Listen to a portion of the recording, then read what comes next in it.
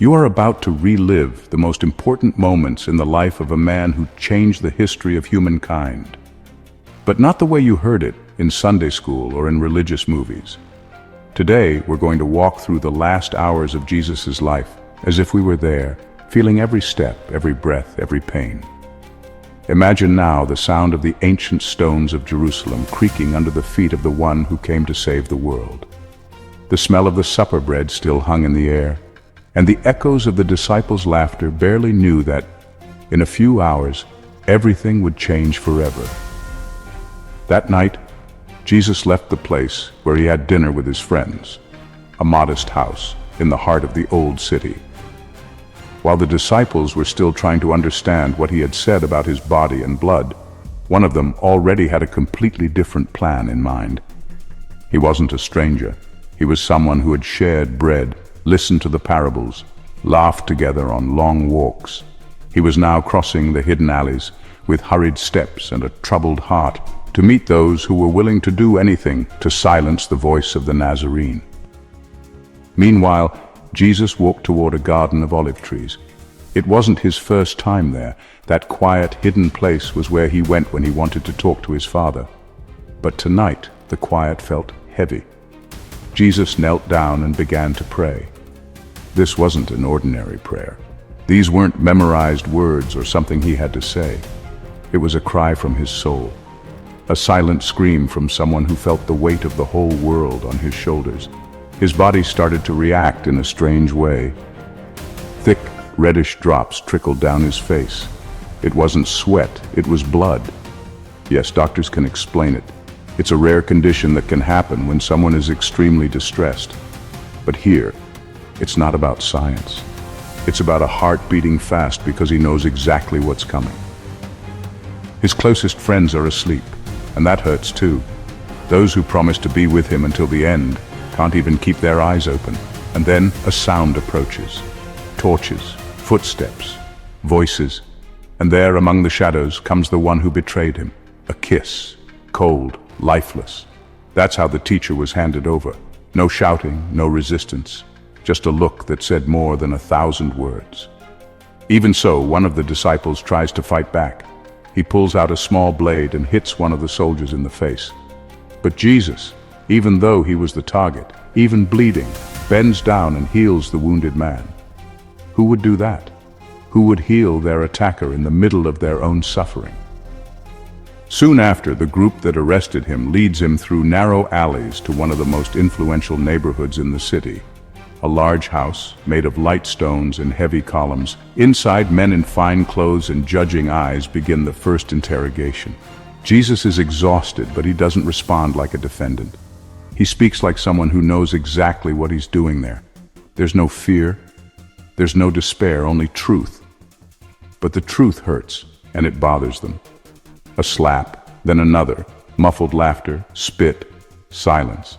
And then the order to take him to the next phase of humiliation. But meanwhile, outside, someone is watching, hidden. It's one of the disciples, the same one who said he loved him more than all the others. When someone recognizes him, he denies it once, twice, 3 times, until a bird song, high on the wall, cuts through the morning air like a dagger. His eyes meet the Master's, even from afar. He doesn't need to hear any reprimand. The look is enough, and he runs away, consumed by guilt. The sky was starting to turn shades of blue, announcing that the night was about to say goodbye. But the darkness hanging over Jerusalem was far from over. Jesus is taken to another trial, now before a high-ranking religious leader. A man used to making decisions, dressing in fancy clothes, and carrying the weight of public opinion. In this man's heart, there was more politics than faith, more self-interest than justice. He had heard of Jesus. In fact, everyone had. But now, Jesus was right there in front of him, bruised, dusty, his face worn with exhaustion. The questions dripped with poison. Who do you think you are? What have you been teaching around here? Where are your followers now? And Jesus, with a gentle voice, calmly answers, reminding them that everything he spoke was said in the open, in squares and courtyards, nothing in secret. And this irritates them. The truth disarms. One of the guards comes closer and hits his face hard. The sound echoes through the stones, but Jesus remains standing. He doesn't fight back. He doesn't lower his head. He just watches. Meanwhile, the one who betrayed him couldn't handle what he had done. The money he received started to burn in his hands. He goes back, he runs, he tries to undo what he did. But it was too late. No one cares about his regret now. Throwing the coins on the ground, he confesses, "I betrayed innocent blood," but his words are lost in the air, and he is lost in the world. The tragedy, which began with a false kiss, ends with a step into the emptiness of a hopeless soul. And the place where he falls has a story, a dark story. An ancient valley where pagan rituals stained the earth with innocent blood. Today that valley becomes a symbol of hell, the name Gehenna. Meanwhile, back at the makeshift courtroom, Jesus is questioned once again, "Are you the Son of God?" And the answer couldn't be clearer, "I am, and you will see the Son of Man coming with the clouds of heaven." A direct reference to an ancient sacred text that spoke of the coming of someone who wasn't just a king, but divine. That was too much. Clothes are torn as a sign of blasphemy. But deep down, it was fear. Fear of losing control. Fear of having to admit that they were standing before the Son of God himself. But there was a problem. Those who wanted to kill him didn't have the legal power to do it. Only the foreign power that ruled the region, the Roman Empire, could authorize an execution. And that's where a cold, rational, strategic figure comes in. A judge of the imperial government used to dealing with rebels and local leaders. He doesn't understand why he's being dragged into this case. Why do they want to kill this man? He asks. The answer is confusing. Vague accusations. But the eyes of the people, the same ones that had waved palm branches days before, now demand blood, and the judge feels it. Something is wrong here. And even so, as a formality, he questions him. "Are you a king?" Jesus answers, "My kingdom is not of this world." It's a puzzling statement, deep, and it confuses more than it helps. So, the judge tries a way out. He sends Jesus to be judged by another official in the region. An eccentric man, a lover of shows and intrigue. This one really wanted to see a show.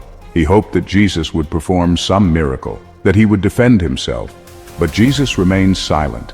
His silence bothers more than any shout. And this turns him into a joke. They put a robe on his shoulders and make fun of him as if he were a fake king. He is brought back to the first judge, now more hurt, more humiliated. The crowd grows, the noise gets louder, shouts, demands, they want a crucifixion. The judge tries to negotiate. "What if I set a prisoner free today, as is the custom?" He presents two options. A dangerous man accused of crimes, and Jesus, but the crowd had already made up their minds. Free the other one. Crucify the Nazarene. And so the judge, facing an angry mob, washes his hands. The scene is symbolic. He doesn't feel guilty, but he allows it. And now I want you to answer me. Why do you think the crowd changed sides so fast? Write your opinion here in the comments, but not just that. Comment from the heart. What would you have done if you were there that day? What would have gone through your mind seeing that man, wounded, being offered as if he were just any choice? And if you're still here, it's because this story has touched you. So subscribe to this channel now, but do it as a commitment to truth, to faith, to the love that resists even when all seems lost. This isn't just a video, it's a gathering. And in this gathering, your voice matters too. The sentence was given, not because of justice, but because of fear. Fear of upsetting the crowd, fear of losing control, fear of challenging the system. And so, Jesus is handed over to the soldiers, no longer as a defendant, but as a spectacle of pain. They lead him to a courtyard where the daylight already reveals the dried blood on his skin. A whip is brought, but it wasn't just any whip. It was a cruel instrument, designed to tear the flesh, made with leather strips interwoven with fragments of bone and metal. The sound of the first blow echoes, then the second, the third, each one stronger, each one deeper. The skin breaks open, the body bleeds, and the laughter of those who torture mixes with the silence of the one who suffers. They're having fun. They twist branches with thorns and press them against his head, as if crowning a king of lies. But Jesus remains silent, and when he is brought back, no one recognizes him. His face is disfigured, his clothes are torn, his gaze is still firm, but even so they shout, "Crucify him!" The judge tries one more time. He offers forgiveness, freedom, but the people don't want redemption. They want punishment. And so the cross is prepared. Heavy, rustic, cruel. Jesus carries it, dragging each step with effort. The crowd watches him. Some cry, others mock. He stumbles, he falls, he gets up. The shouts grow louder, and the eyes that once followed him with faith now look away in shame. The execution place is outside the city walls, a small, rocky hill shaped like a skull, Golgotha.